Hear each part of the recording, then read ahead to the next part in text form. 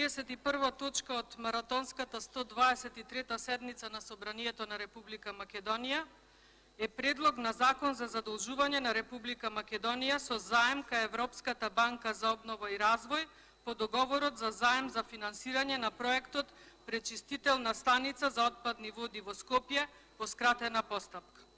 Од вкупно 73 точки на оваа седница, 25 се за носење закони по скратена постапка. Една од нив е и ова.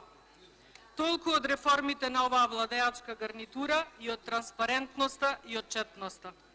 После сите обвинувања за носење на закони по скратена постапка, оваа владеачка гарнитура почна да постапува спротивно на обвинувањата, а двократно или повеќе употребувајќи ги грешките, ако веќе така може да се наречат, на претходната власт.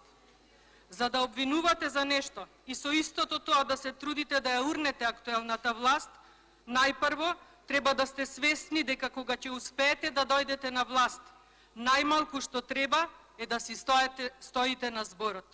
Нели вие велевте дека кај вас зборот е збор? Но очигледно е дека само со остапувањето на власт, вие сосема заборавивте на вашите обвинувања и ветувања дека ќе бидете подобри, дека ќе ги исправите грешките од минатото и дека ќе работите за народот. Има многу обвинувања со кои успеавте да ги излажете граѓаните, а кои сега токму вие ги правите. Носењето закони по скратена постапка е само едно од нив. Тука е и ветувањето за намалување на бројот на министерствата. Вие не само што не го намаливте нивниот број, туку и го зголемивте. Понатаму, обвинувањата за партизација на институциите. Вие сега сте во јуриш на партизација, јуриш на распишување огласи, јуриш на вработувања, јуриш на газење на сопствениот збор. Обвинувавте дека нема правда и нема мир. Вие сега сте во конфликт токму со правосудниот систем. Не се знае кој е извршна, кој законодавна, а кој судска власт. Обвинувавте за аерозагадувањето. Велевте дека тоа ќе се реши со паѓањето на ВМРО ДПМН. Испадна дека не е така. Обвинувавте за новиот клинички центар, обвинувавте за автопатот Кичево-Охрид, безброј обвинувања од страна на Социјалдемократскиот сојуз како опозиција, за сега да ги имаме истите работи за кои не обвинувавте на времето, но само со многу поголеми износи. Конкретно за точката за договорот за заем кај Европската банка за обнова и развој, по договорот за заем за финансирање на проектот пречистителна станица за отпадни води во Скопје по скратена постапка. Минатата недела заврши комисиската расправа по буџетот за 2020 година. На неа беа поднесени вкупно 393 амандмани. Од нив сигурно 10 или повеќе беа за изградба на пречистителни станици. Ниту еден не беше прифатен. Сите одбиени. И зошто пред само месец дена или повеќе, кога се носеше ребалансот на буџетот за 2019 година, не ги предвидовте овие проекти? Зошто мора сега да се оди со задолжувања? Затоа што парите на македонскиот народ ги истрошивте на ваши луксузирања и сега знаете дека столчето ви е разнишано, па пробувате да испумпате што повеќе пари на сметка на заеми. Направивте историски најголем државен и јавен долг и продолжувате со задолжувањата. На времето обвинувавте и дури ургиравте кај странските банки да не ни одобруваат задолжувања. Сега вие сте тие кои не задолжувате за нови вкупно 300 милиони евра. Од нив 20 милиони ќе биле наменети за оваа пречистителна станица. Па кога ова ќе успеете да го реализирате? До 12 април сигурно не. А што потоа? Народот ќе остане и без пречистителна станица, но и без пари. Капиталните инвестиции ви останаа на 40% реализација оваа година. Нема силна економија без капитални инвестиции, вие тоа многу добро го знаете. Се обидувате сега, кога мандатот ви е при крај, да глумите дека нешто работите. Вие ништо не сработивте за 2,5 години, за да може веќе некој да ви поверува дека тоа ќе го сторите во следните 2,5 месеци, кога ќе се распишат изборите.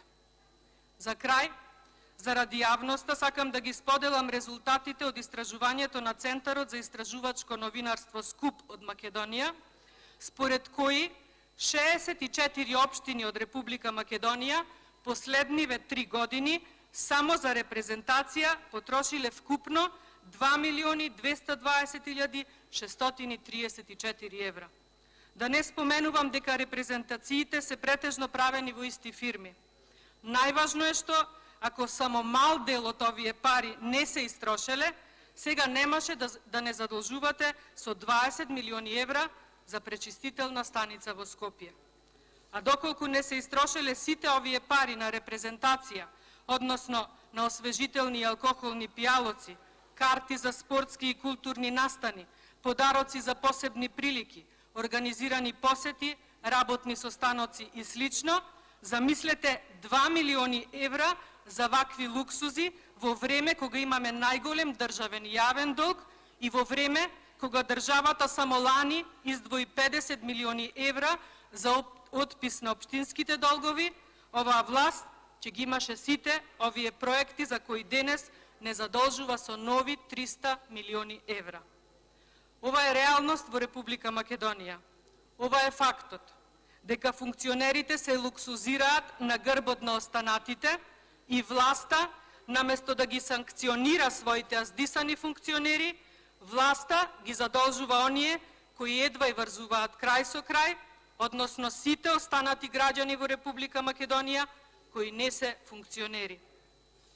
Не знам дали воопшто треба уште да се зборува на оваа тема, бидејќи повеќе и од очигледно е дека владеачкото мнозинство во ова собрание има налог да ги изгласа овие непристојни предлог закони, не мислејќи при тоа воопшто на гласовите со помош на кои стигна во овој парламент.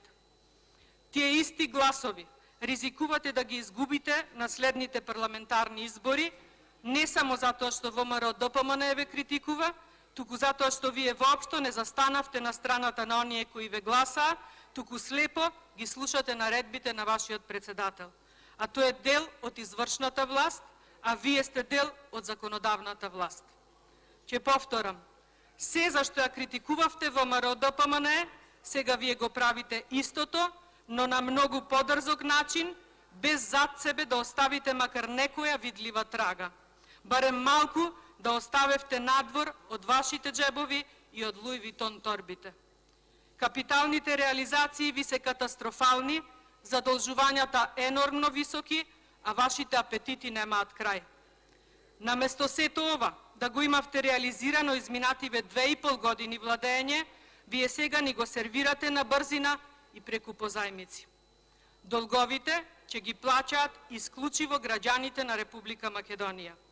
Вие се правдавте и жалевте дека сте плаќале стари и туѓи долгови, за сега истите вие да правите нови и нови задолжувања. Во исто време се фалите со нови вработувања, со божемни вложувања во човечки капитал, а на друга страна вие беснеете на државна сметка. Крајно некоректно од ваша страна и сметам дека на вас треба да ви биде непријатно кога ќе гласате за овие предлог закони кои македонскиот народ ќе го доосиромашат и ќе го заглават до гуша со долгови.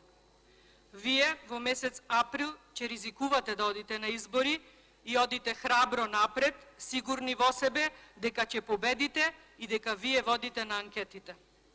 Еве и да победите на 12 април, кажете и на македонската јавност како ќе се отплаќаат овие долгови. Или за тоа потоа.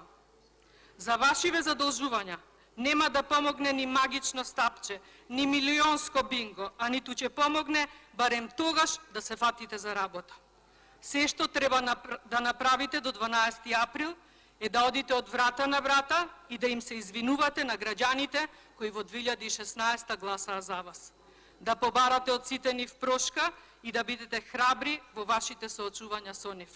Затворена или тресната врата пред нас е најмалку што може да очекувате. А митинзите кои ги организирате под присила и со закани нема да го зголемат вашиот рейтинг. Тој веќе одамно вртоглаво паѓа и му нема спас. Ви благодарам на вниманието.